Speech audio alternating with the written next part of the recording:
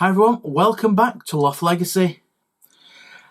I'm going to be looking at a great big album today with some particularly bad packaging of the time. It's 1975's Queen, A Night at the Opera, or as Freddie would say, A Night at the Opera. And I can't roll my eyes very well, like Freddie. God bless him.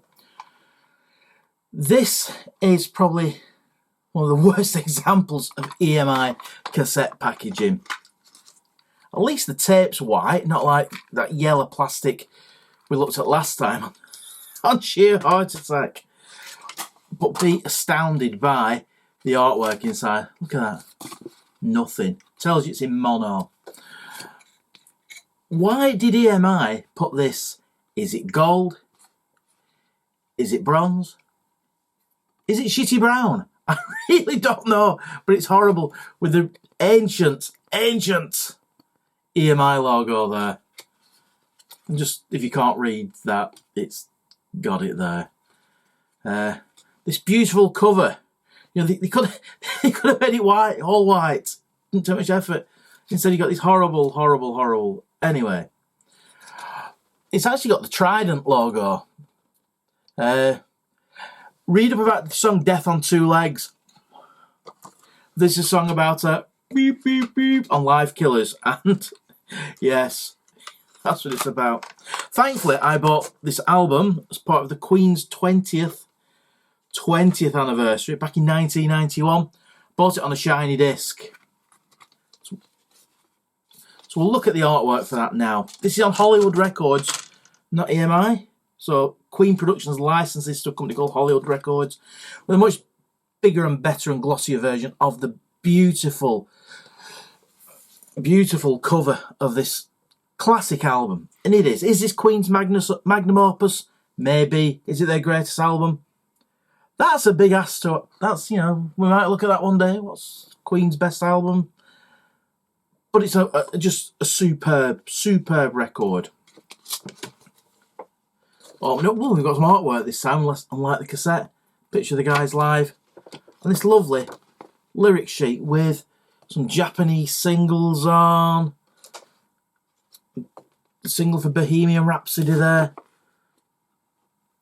Nice stuff. And quite fitting for an album of such magnitude. In this series of Queen videos, I've looked at Queen 1, which I'm not the biggest fan of. Queen 2, they're getting there. Sheer Heart Attack, they're starting to become a bit more of the Queen we know, and I think this is when Queen become a fully formed band. But it's a tremendous album. Death on Two Legs, dedicated to beep beep beep. What a horrible, acidic, vitriolic song that is.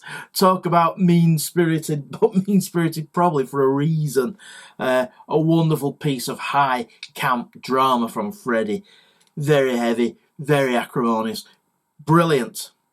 Then it's got Lazing on a Sunday Afternoon, which is a silly little kind of Victorian music hall piece. Look, this album goes from some very heavy, very proggy, to very silly. You know, it's a really eclectic album, which gives it the charm. Then I'm in Love with My Car, which Roger, full throttle Roger, giving it the beans. A song that's they've all lasted the test of time, but a real hard rocker that's superb. You're My Best Friend by John. I think John plays the keyboards on that because Freddie refused to play an electric piano, darling. My wife and I actually had that played at our wedding. As soon as we got a wedding, we heard do. So yeah, I'm glad to say we've never ever had an argument since it was played at our wedding. Probably because I can never get a word in. Then 39, an intergalactic story about how time changes for interstellar travel, and it sounds like a real nice song, but when you actually understand the meaning, it's astrophysics in only the style Dr. Brian May can tell. Sweet Lady is a real god heavy driving rock song.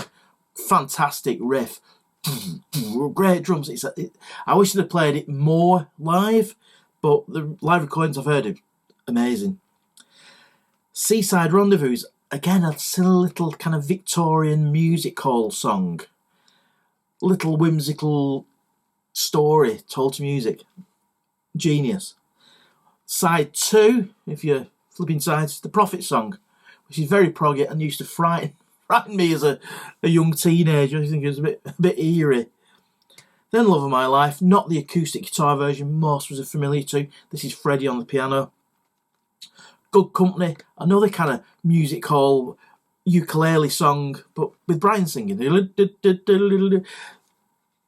I love it where they can just interchange musical styles and it all flows together. Genius.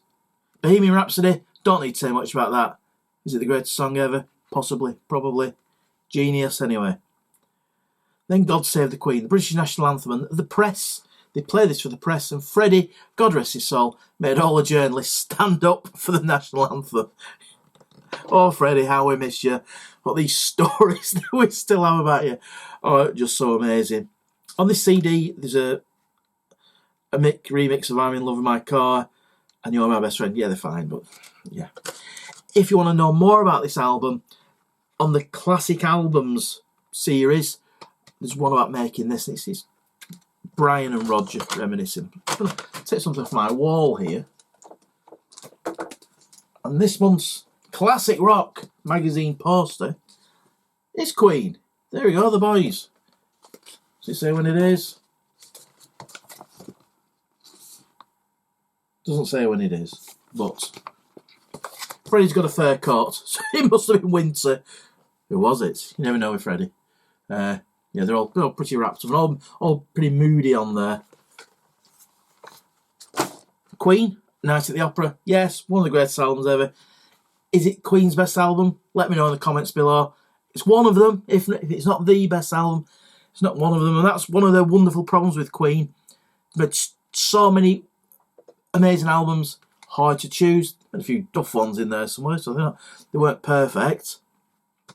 But a work of genius. This, I don't say that often about albums, that this album, apart from the bloody cassette artwork, genius. Queen, A Night at the Opera from 1975.